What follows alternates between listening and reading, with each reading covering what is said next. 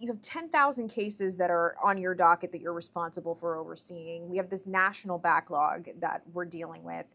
How did we end up in this kind of a situation where there's just this influx of cases that we have to handle? I mean, I think there are at least two reasons. One, well, probably three. One, I don't think there are enough immigration judges, and it's even gotten worse because so many have been terminated recently. Two, it's just such a lengthy process in immigration court, and I think that there's definitely room for streamlining the process, but still allowing due process protections. And three, I think for sure the huge number of immigrants that were coming over the border, in the last however many years, certainly impacted the backlog. But the backlog was there even before that. I mean, when I was on the bench, I was hearing cases. Some of the cases I heard were 5 years old, 10 years old. And, I'm a practitioner in federal district court and the state courts, and everybody always complains about how long litigation takes, but in immigration court, things take even longer. And in part, it's because of the backlog. There's these terminations, I think more than 70, I mean, dozens of judges across the country, some of whom are your former colleagues. Yes. Who have been affected by this. And yet at the same time, there's also some level of hiring. If you go online now, I mean, there's positions that are open across the country as well. What do you make of just the firing and hiring, if we can call it that, kind of approach right now, and what that means for how the court is operating? To me, the terminations of the judges that I know make no sense at all. It doesn't make sense from the standpoint of, these were extremely high performing judges. Everybody that I worked with in the Chicago court, people decided a case based on the evidence that was before them and applying the law to the evidence. There was no, deciding cases based on your personal beliefs or political beliefs. That just was not going on. And everybody was very concerned about making sure each of the respondents was afforded due process and just hearing the evidence and applying the evidence to the law. And so after I resigned and I heard about the judges that were fired in Chicago, I mean, I just couldn't even believe it because we're already overburdened. The court is already overburdened. These were judges that were extremely high performing, and there was no reason to terminate them other than, again, this is my opinion, other than, maybe a perception of what their beliefs are. I mean, the one judge I'm thinking of, she used to represent, she was in private practice representing respondents. Other judges that were not terminated were, former federal prosecutors. So again, I think that there could be,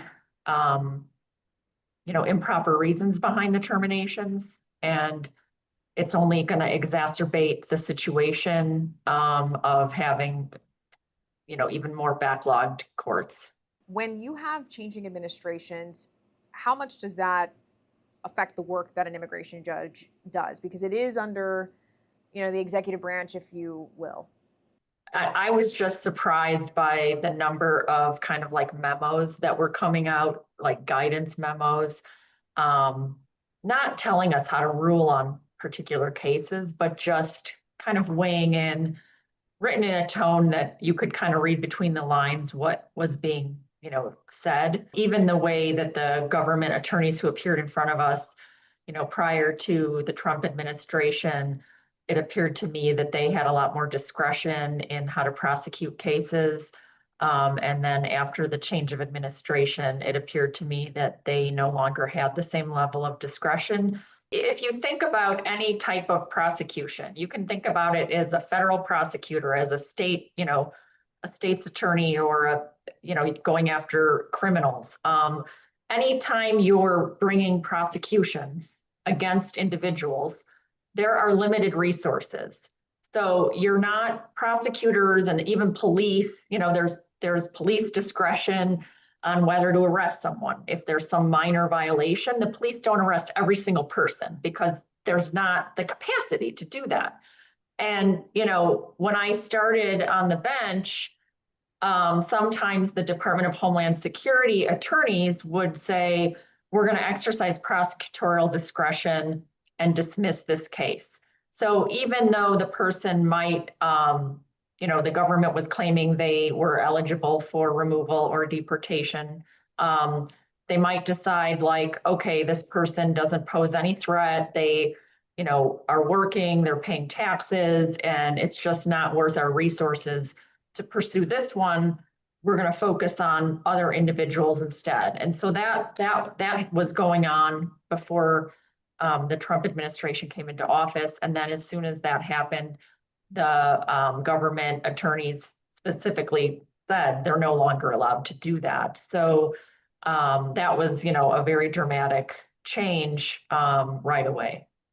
Based on your experience and the rapport that you have with your colleagues who, are currently immigration judges or formerly, immigration judges, is there a feeling that the current administration is removing discretion from judges to do what they need to do according to the law? I don't think that any of the judges that I worked with are going to allow themselves to be told what to do. And I think they will continue to apply the law and uphold due process. I think where the administration is going to make the most headway in its efforts are by keeping cases out of immigration court by using, expanded expedited removal, trying to use tactics that don't even allow the respondents to have their day in court. And that to me is a bigger concern to me. And number two is firing judges that for political and or other unlawful reasons, and then appointing people that will just, do what he wants them to do.